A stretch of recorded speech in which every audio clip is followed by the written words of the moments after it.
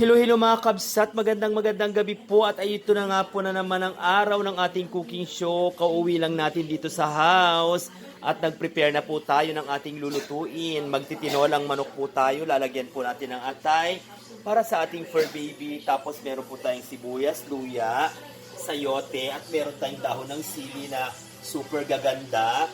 And then yung manok syempre, ayan. And then ito na po yung ating lulutuan. Ayan po mga kabsat. So, yun lamang po. Samahan niyo po ako hanggang mamaya po. Love, love, love.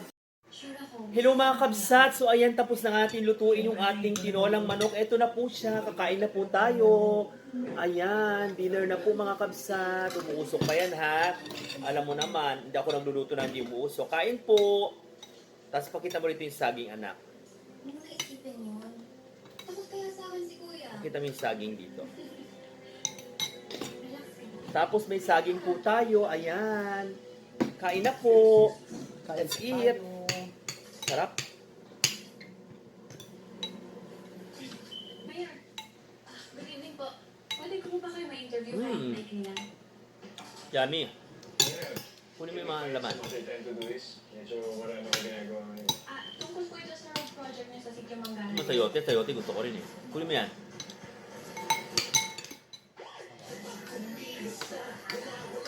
Mangan tayo.